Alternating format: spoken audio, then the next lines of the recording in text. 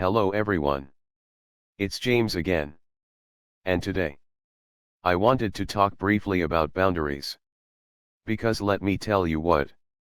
Your boundaries will get tested when you least expect it. It's much like doing a fire drill over and over again. Then forgetting about it because you're so busy. And then out of the blue a real fire happens. We all know that drills are drills.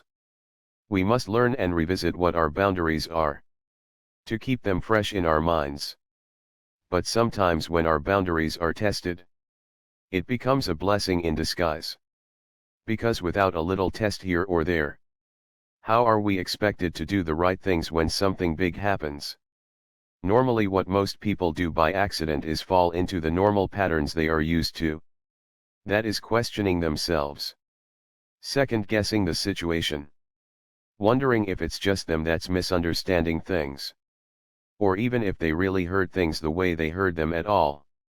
And when this happens, these might lead you to be hoovered right back in by a toxic person. Or putting yourself by choice in harm's way. Without knowing it's harm's way until it's too late. Now I'm not saying run around hoping something bad happens to you. Because that's the last thing you should be hoping for. But when it does, even if it's small, and you have a chance to sit back and think for even a day, and you do the right thing, by knowing this situation is toxic, then pulling yourself away, and going no contact, it will strengthen your recovery muscles, so to speak. So when more serious things happen, your recovery muscles will hopefully be so full and strong, that they will react the correct way sooner rather than later.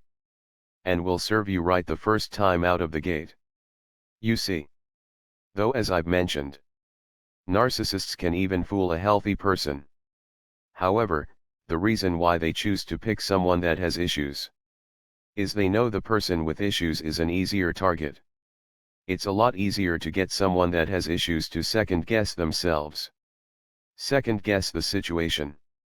Second-guess what was said and not said. And they might even give the toxic person a second chance. Healthy people, though they can be conned, they've been flexing their healthy emotional muscles their entire lives. So they have a lot easier of a chance to see something is wrong. And if they can't, it's a good chance they will bounce what happened off someone they know or a trusted family member. But with someone that has been raised in a narcissistically abusive home, we don't have that luxury. So take the small victories in your recovery and your life. Don't get too excited though. Because the next toxic person might be even more tricky. But just the same, it's a good sign if you can see what's going on relatively clearly and in a short amount of time. You made the correct call of removing yourself from the situation. And you're not willing to be hoovered back in to give a second chance. Make note of what was the turning point. What made you feel things were off? Recognize what you felt deep in your gut. So when you feel it again, you know what that feeling is all about. Because it's all about self-training and self-betterment.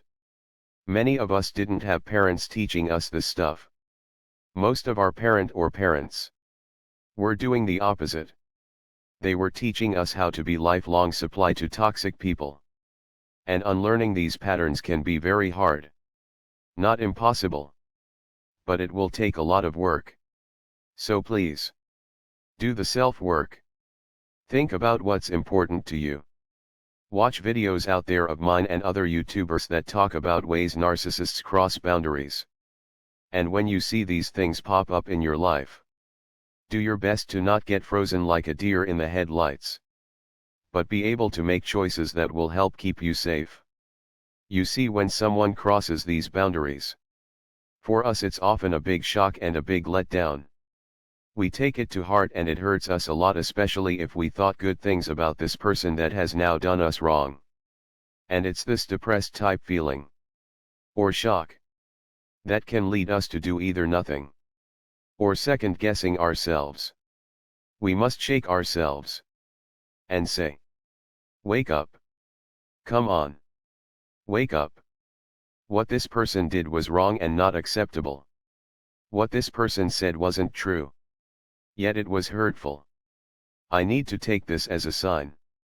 It's not a good idea if I deal with this person ever again. Well, that's all I have for now. Thanks for watching. Don't forget to share your thoughts in the comment section below. Because like I always say, knowledge and wisdom is power. The more we know, the more we can lead a happy and healthy life. Until next time. Bye for now. And be good to yourself.